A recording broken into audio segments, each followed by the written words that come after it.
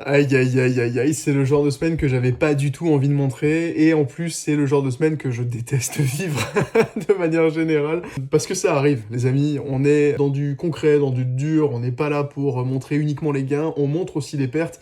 Et quelle semaine, bienvenue à tous ces amis pour ce troisième épisode du Trading Challenge que je me suis imposé depuis 3 semaines maintenant. Ça fait depuis le 27 octobre 2025 qu'on est sur ce Trading Challenge. Je vous le rappelle, les règles du jeu sont claires, on suit un plan pour faire monter un capital de 500 dollars jusqu'à 50 000 dollars. Et on vient de vivre une semaine absolument désastreuse sur tous les plans. Je vais vous expliquer en fait ce qui s'est passé et je vais vous expliquer pourquoi ça s'est passé comme ça et ce que je pourrais aussi améliorer pour mes futures sessions. J'espère que cette vidéo vaudra de l'or pour vous qui me regardez, qui tradez souvent sur les marchés et qui pourront potentiellement aussi se reconnaître dans les exécutions que j'ai faites et les erreurs que j'ai pu commettre cette semaine. Vous l'avez vu, hein, ça a été une semaine de loss. Hein, c'est que du rouge. C'est que du rouge. J'ai eu un seul trade gagnant, un seul win, et ensuite le reste que du loss, que de la perte. Je vous propose, les amis, qu'on aille directement sur les graphiques. C'est pas beau, mais il y a du concret, il y a du très intéressant, il y a du moins intéressant. Et donc, on va un peu décortiquer tout ça ensemble dans cette vidéo. Alors, globalement, cette semaine, ça a été une semaine qui a été plutôt bearish hein, pour Bitcoin. Je vais revenir sur le graphique.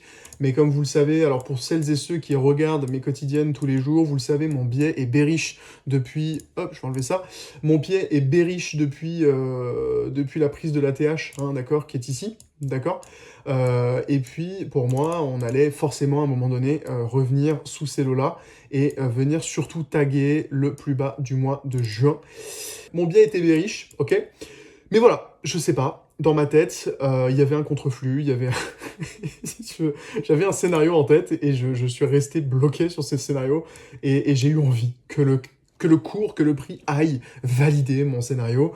Et donc j'attendais que le prix, à un moment donné, aille récupérer toute cette fair value gap ici et aille taguer la zone des 108 000, 110 000, 110 000, 111 000, ok. Si vous regardez mes quotidiens, encore une fois, vous le savez, sur les liquidations on-chain, pardon, on a les ordres de vente, d'achat de tous les acteurs qui tradent sur le marché. Et il y avait un énorme cluster de liquidité ici. Et je me suis dit, non mais c'est pas possible, on va pas faire le reversal avant de taguer cette zone-là, tu vois. Et donc dans ma tête, eh bien, je me disais tout simplement, ok, on a un bear flag là qui est en train de se former, super. Tac, tac, tac, tac, tac, tac. On va chercher cette liquidité, encore une fois, on va aller piéger tous les acheteurs, et ensuite on va faire notre mouvement, et en fait, pas du tout, on est allé directement au sud, et c'est ça, les amis, qui m'a piégé, en fait, toute cette semaine, c'est que j'avais un biais d'ancrage, j'avais un biais de confirmation, j'avais envie que le prix aille dans ma direction, même si mon biais de base, mon biais macro, mon analyse était bonne, était juste, puisque a priori, voilà, le biais était bearish. Pour moi, il ne pouvait pas l'être avant d'avoir tagué toute cette zone de liquidité. Et c'est là, les amis, où c'est super important d'être hyper clean sur l'exécution, en tout cas sur son risk management, puisque, vous l'avez vu, enfin... Même si j'ai perdu tous mes trades, on n'a pas été chercher des pics de pertes, d'accord. J'ai pas fait un drawdown excessivement négatif, on a fait plein de petites pertes, et on reste quand même globalement dans le positif grâce à mes deux premiers gros gains qui ont eu lieu en début de challenge, d'accord. Donc pour l'instant, c'est pas là où le bas blesse, là où je me sens un peu plus coupable. Par contre, c'est sur deux choses. Il y en a, alors sur la journée du 11, eh bien j'ai fait tout simplement n'importe quoi. J'ai fait n'importe quoi, j'ai pris des trades hors plan, d'accord. Et en plus en low time frame. Donc non seulement j'étais hors plan, mais en plus de ça, sur des trades qui avaient très peu de chances de passer, puisque c'était sur des low time frame, d'accord. Donc là, en termes de setup, je me suis même pas mis 1, je me suis mis 0,5. Pour la gloire, juste pour dire ok j'ai tradé. Mais en fait voilà, je pense que le 11 j'étais sur d'autres choses, d'autres sujets, j'avais envie de forcer un peu les trades et j'aurais pas dû, j'aurais dû rester voilà, derrière, j'aurais tout simplement dû laisser les écrans fermés.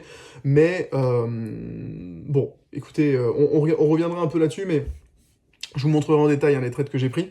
Mais voilà, donc ça c'est la première chose. Et deuxième chose que j'aurais pas dû faire, c'est au niveau de la gestion de risque. Donc comme vous le savez, dans mon plan, je m'autorise pas plus de 2,5% de mon capital par jour.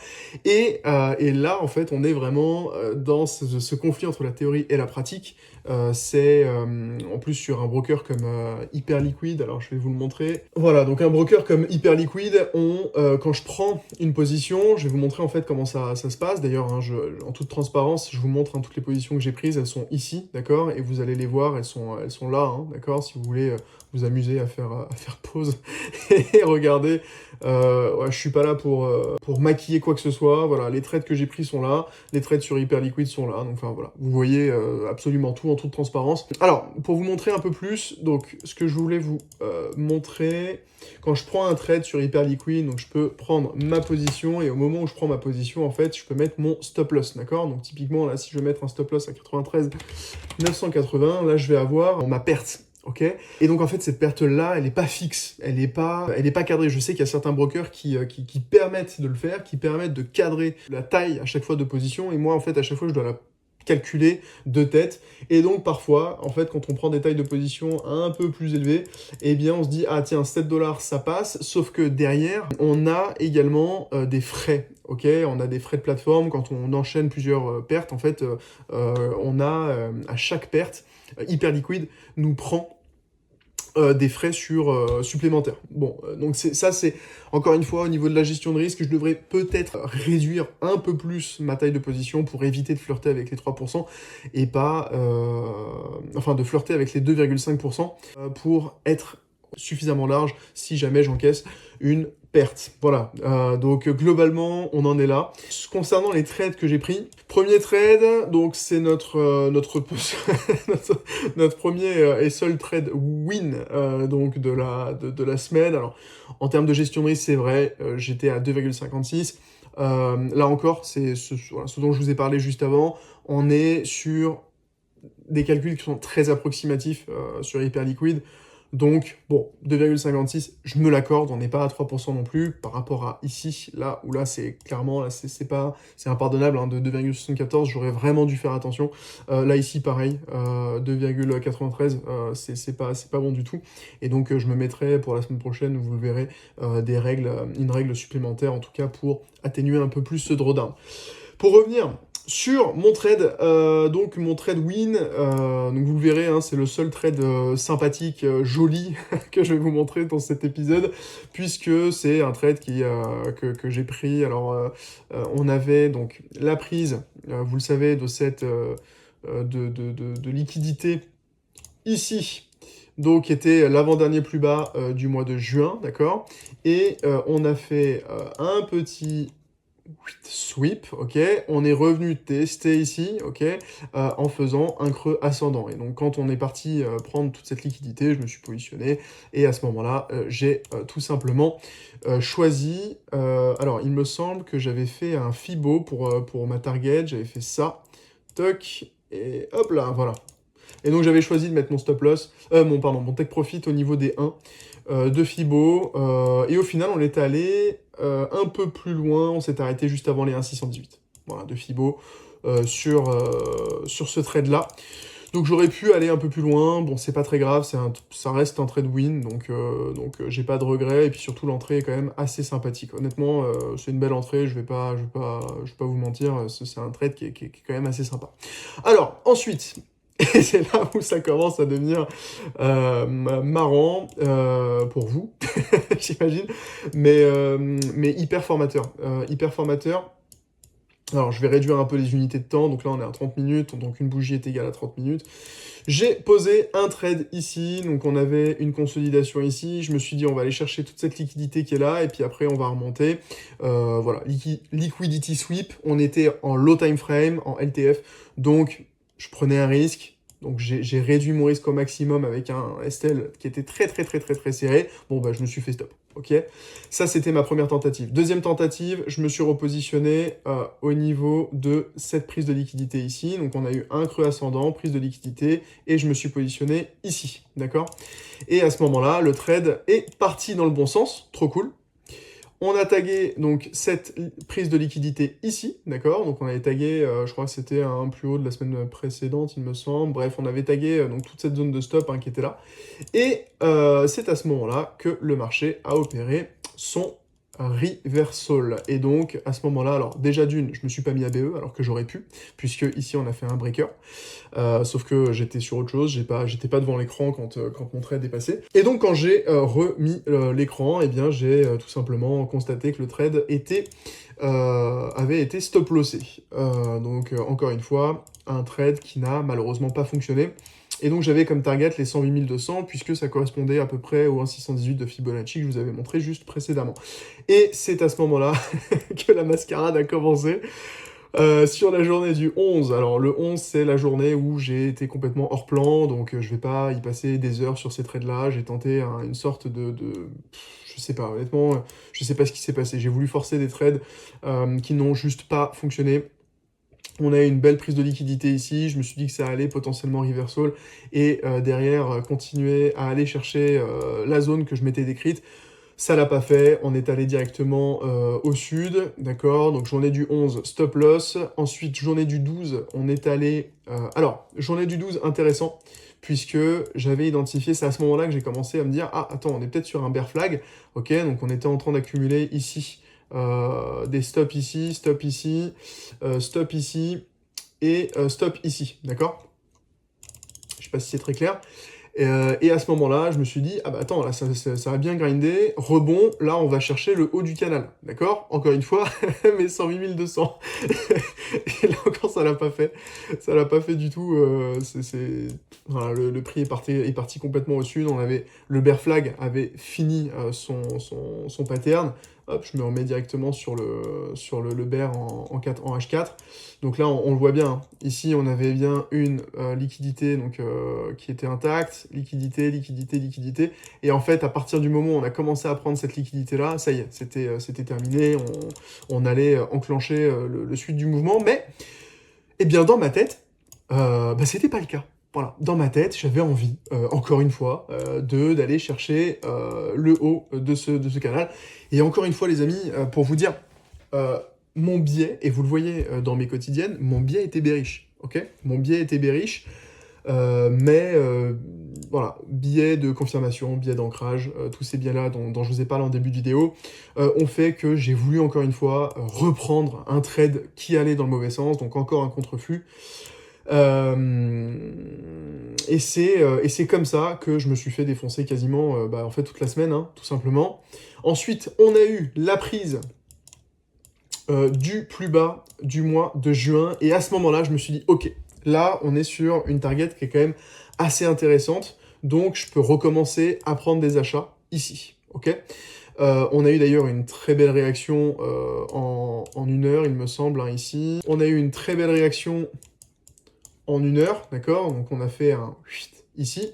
On est parti combler cette FVG, et à ce moment-là, on est reparti. Alors, toc. Ensuite, on est reparti chercher toute cette zone. Alors, on avait une très belle zone ici de fair value gap. Je sais pas si vous la voyez en daily. Ok, alors elle est dégueulasse là. Je vais la refaire, mais en propre. Donc voilà, donc ça c'était la FVG daily, ok, d'ici. Et je me suis dit, ok, on a le plus bas du mois de juin, on a la FVG daily ici. Normalement, on devrait être bon pour un achat, ok. Et donc, on a eu encore une fois cette belle prise ici dans cette FVG qu'on n'a pas clôturée, hein. La FVG en daily n'était pas clôturée à ce moment-là. On est reparti vers le haut, breaker, là je l'ai pris, et puis au final, reversal, ok. Et là je me suis dit, mais c'est pas possible, on va refaire un W, ok. Et donc j'ai repris un trade ici, donc qui était pas si mal ce trade-là, honnêtement, d'autant que c'était du low time frame, et donc ma target était pas si haute. Et je me suis fait SL avant que ça parte dans le bon sens. Donc ça a été une semaine, les amis, absolument désastreuse. C'était horrible. J'ai perdu quasiment tous mes trades. Alors j'ai pas perdu énormément en termes de capital. On est quand même sur des pertes successives avec une gestion de risque qui n'était pas tout à fait maîtrisée sur cette semaine. Alors il y a la fatigue, il y a aussi potentiellement un peu d'euphorie parce que tu essaies de racheter un bottom à chaque fois, etc. On se donne aucune excuse hein, ici, hein, je vous mets à l'aise, on se donne aucune excuse, on se met pas de... c'est pas la faute du marché, on est seul devant nos écrans à exécuter nos ordres, à exécuter notre plan, notre stratégie, et si on décide de ne pas le suivre, on est les seuls coupables de le faire, de ne pas le faire. Donc il n'y a pas de... pas d'excuses, mais en tout cas, voilà, des explications rationnelles sur les biais psychologiques qu'on peut avoir quand on traite comme ça en day-to-day. Et donc, voilà, on a clôturé une semaine vraiment pas ouf. Et donc, j'ai toujours hein, mon petit journal de trading dont je vous ai parlé. À chaque fois, je remplis ce journal. Et donc, bon, bah voilà, vous le voyez, hein, on est quand même sur du beau négatif. Alors, en termes de... donc semaine 3, le nombre de trades pris, trade gagnant 1, trade perdant 11, trade BE 0, win rate de 8%, ok, dégueulasse. Profit, perte totale, perte en termes de perte, j'ai perdu, regardez, on est à 598,28, donc je vous le montre hein, sur le portfolio, on est bien à 598,29 ici, bon on n'est pas au centime près, donc 598,28, ok, et donc, voilà, donc on a perdu 40$ sur la semaine, et donc en termes de perte nette sur capital, voilà. Donc gain net sur capital, donc capital de base, donc on passe de 27,46 à 20%, ok. Et donc voilà, donc ça nous fait une semaine 3 qui est pas hyper positive, hein, puisqu'on a perdu 40$ sur notre semaine. Alors heureusement, on avait gagné pas mal de trades. Alors on avait gagné 2 gros trades la semaine précédente, donc pour l'instant on reste dans le positif, d'accord. Toute cette semaine là, ça va vraiment se jouer sur l'exécution, et donc pour pallier un peu cette semaine un peu merdique qu'on a passée, je m'impose pour la semaine prochaine 1 à 2 trades maximum par jour. Je m'étais permis de prendre 3 trades une journée, donc ça c'est plus possible, d'accord. À partir du moment où je ne dépassais pas 2,5%, je pouvais me permettre un 3e trade. Il n'est pas totalement formalisé ici, donc on va tout de suite le faire. En fait, j'ai l'habitude de trader avec mon plan, j'ai pas fait un copier-coller strict, puisque pour ce challenge, j'avais envie de me mettre des restrictions un peu plus carrées que ce que je fais d'habitude.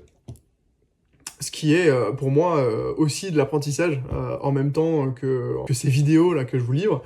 Et alors du coup, donc 2% par jour max, et également on va s'imposer des setups 4 étoiles minimum pour la semaine prochaine pour être carré et recommencer à récupérer lentement mais surtout intelligemment de nos pertes de cette semaine. En tout cas les amis, j'espère que cette vidéo vous aura plu. N'hésitez pas à me laisser un petit commentaire, à m'envoyer de la force sous cette vidéo. N'hésitez pas également à me dire ce que vous en avez pensé, comment vous, votre semaine s'est passée, si vous tradez vous aussi sur les marchés en day-to-day comme je le fais.